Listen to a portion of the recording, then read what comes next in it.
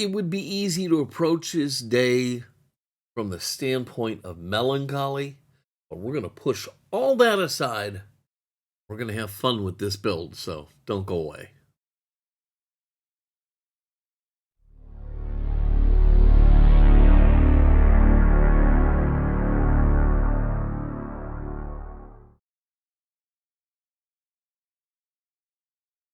Hello, everybody, and welcome to Fat Guy Productions. I am Paul, coming to you as always from beautiful Las Vegas, Nevada.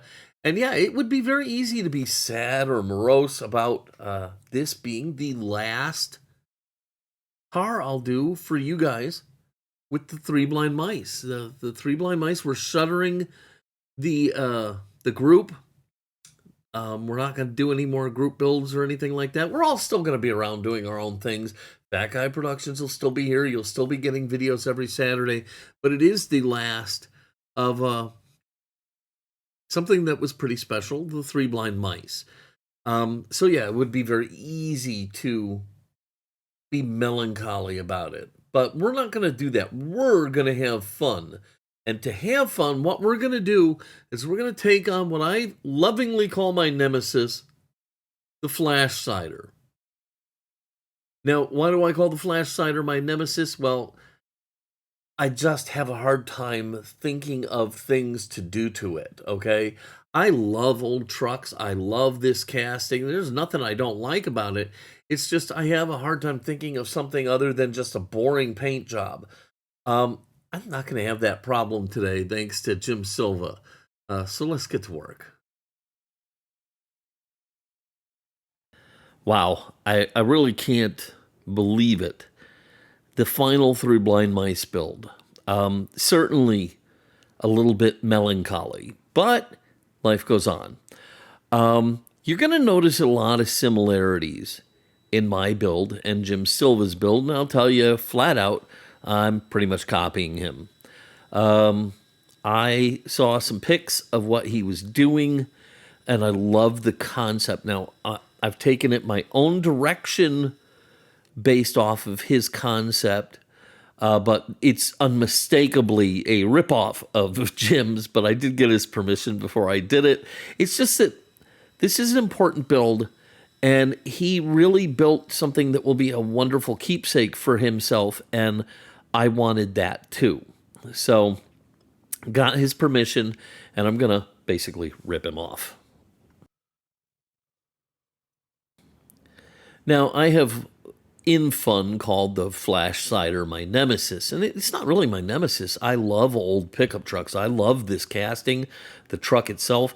It's just that when I see a truck like this, I think rather simply. And so every time we did one of these, I felt like I needed to stretch that, and it was really difficult for me to think of something along those lines. So I always struggled with the Flashsider. But since I have a definitive idea of what I want to do here, I think this is going to work out great. And for the last build, I might as well make friends with this casting. As you can see, we're going through all the standard stuff, getting the car apart, making sure all the parts are ready to go. And in this case, it's a brand new casting, so I'm not going to have to really do anything to it. This is ending up to be just paint and decals, really. That's all. So we'll go ahead and get it apart, get the posts ready, and then we can go ahead and move on.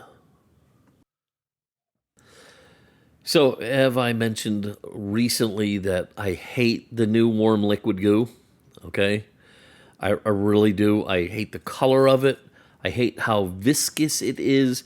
This truck is going to take like 72 hours to sink down into the goo. So we'll speed it up for you.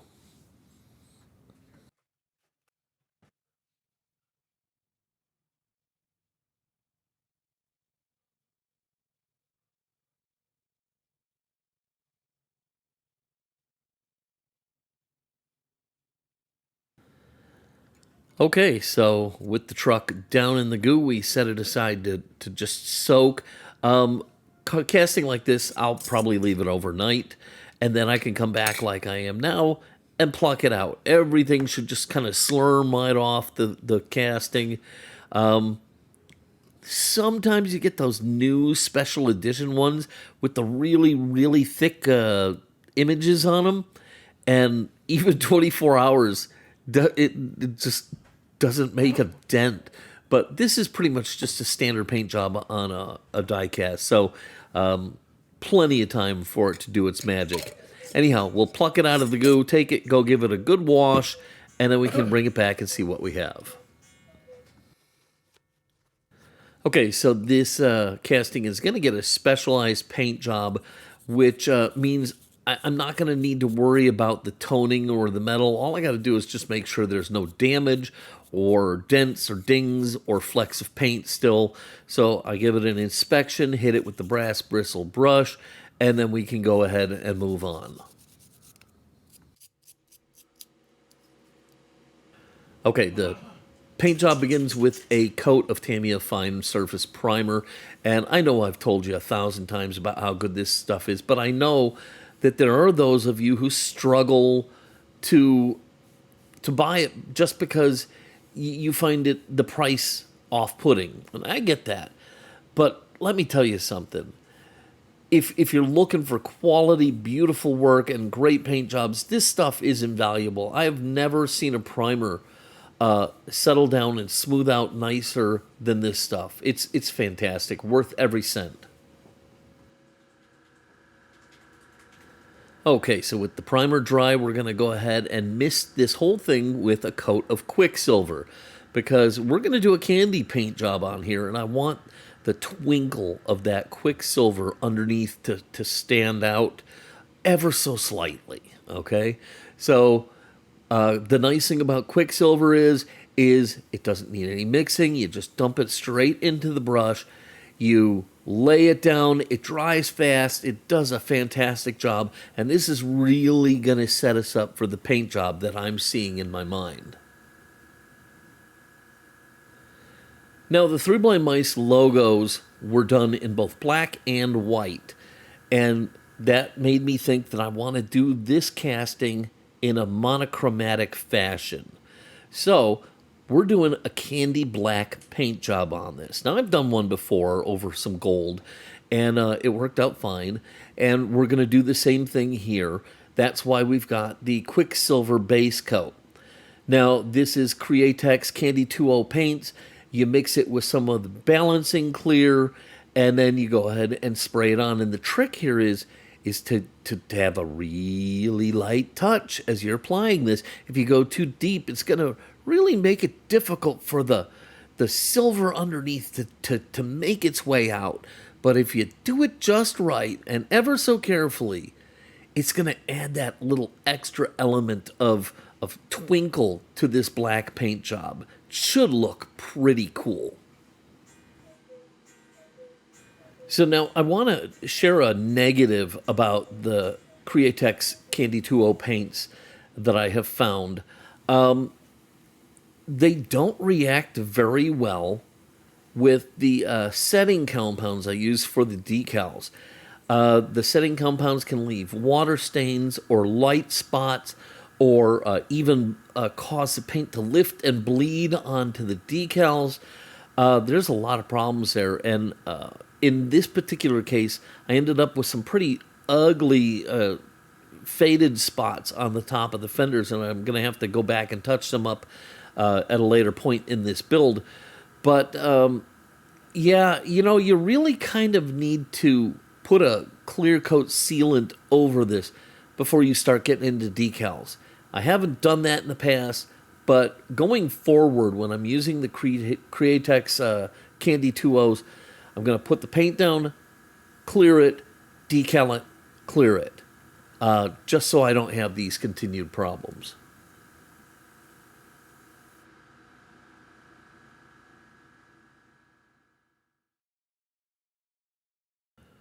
So I went into Adobe Illustrator and designed out the way I wanted my truck to look, and laid out all of the decals. And in this case, because it's going to be white decals on a black truck, all I'm going to really need to do is print a white layer. And there is going to be one solid black decal for the bed cover.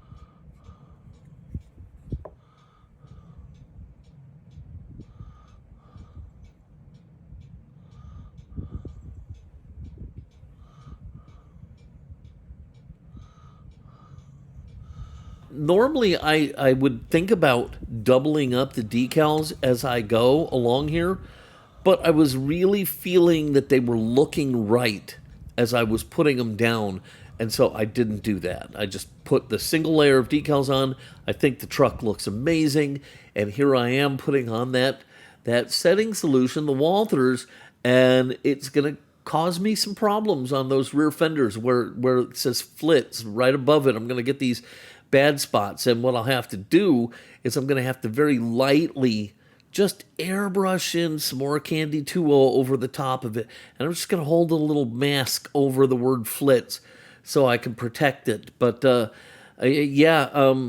now on, I can tell you this. I'm going to be doing a sealing coat after I put these Candy 2.0 paints down. Anyhow, once all the decals are on and everything is nice and dry and I'm happy with the way it looks, I'll run it back over to the paint booth and seal it all up in some clear coat. And look at that. It looks, you can almost see in the fender there. See the fender above the word the final build? You could see some of that sparkle from the base coat of Quicksilver. Anyhow, I'm really happy with where we're at. Everything's dry. Let's put this car together.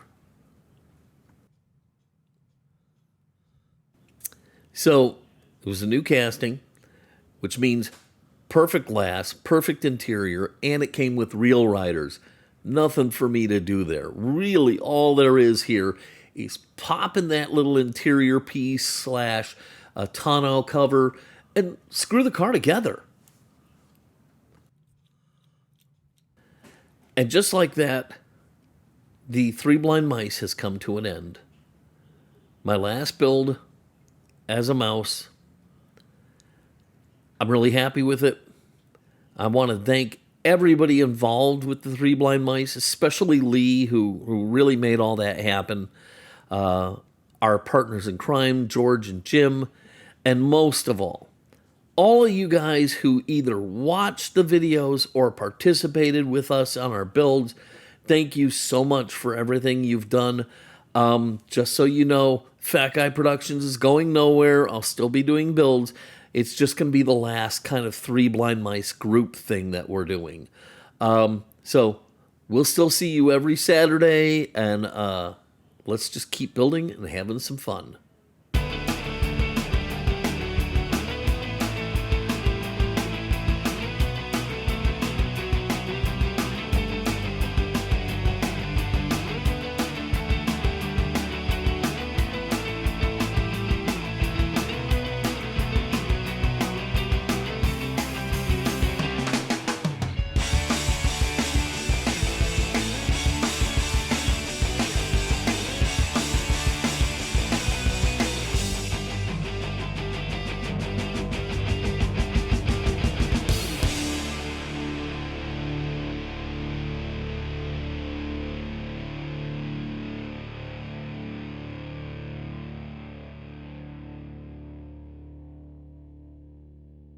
Well, there it is. My Three Blind Mice, the final build Flashsider. I think it came out fantastic. I love the way it looks, and I hope you loved it too. If you did, please give this video a giant thumbs up, click subscribe, and don't forget to click the notification bell so you never miss one of my videos. As always, if you have any questions or comments, leave them down below. I love to hear from you guys. All right, that is it for me and for the Three Blind Mice. I'd like to thank everybody involved in the Three Blind Mice, especially Lee and Jim and George, and all of you guys who tuned into all the Three Blind Mice videos or did builds with us. You guys really made it a special thing. Anyhow, that is it. I'm going to get out of here. Until next time, this is Paul from Fat Guy Productions saying, be good.